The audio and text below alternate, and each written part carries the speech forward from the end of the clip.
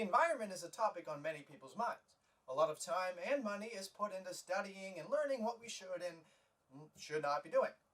Now, some try to save the environment by reducing their carbon footprint by riding a bike instead of driving a car. But what they don't realize is they are actually hurting the environment by making those in cars drive slower. Get out of the way! Right? You're making us spew more toxic fumes into the air because we have to drive 5 miles an hour up a hill. So why don't you go green and store your bike in a dark, dingy corner of your 2-car garage? A lot of time is also spent studying animals, both in the wild and in captivity. Now, zoos really have a bad reputation. A lot of people believe animals don't belong in places like that. But I think the lower down the food chain an animal is, the happier it should be that it's in the zoo. Like when you're watching one of those nature shows, the animals you're always rooting for to escape the predator, they'd love the zoo. Right? A gazelle has to run for its life, what, 2, 3 times a day? I'm sure it would welcome a nice little zoo enclosure. How bad could it be?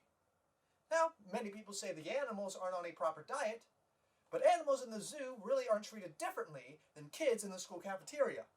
Right? It's all food that's been rejected for reasonable use and force-fed to creatures trapped with no real escape in sight. There's no school in the summer.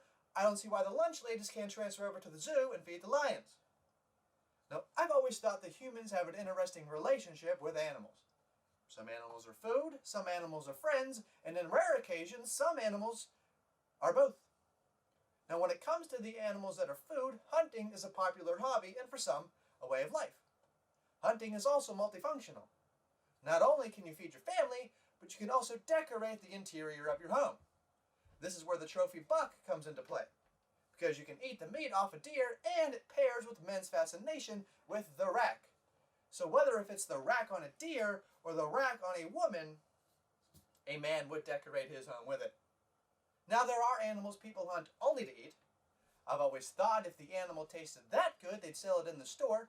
But you can't go to the supermarket and buy a 6-pack of squirrel tenders. Now, I always like it when people try to convince me to eat these animals. They tell me if you season it right, it'll taste just like chicken. Well, I already know I like to eat chicken. Alright, so why are we going through this charade of preparing an animal to taste like a different animal we are not eating to trick me into liking it? Alright, if chicken is what we strive for our food to taste like, let's eat that. Okay, why go through the hassle? I don't have to wake up before dawn and sit in a tree just to get buffalo wings. Now, needless to say, I am not much of a hunter. But, having a relationship with the outdoors is important. So if you're trying to save it or shoot something that lives there, go out and enjoy. But of course, first, make sure your phone is fully charged.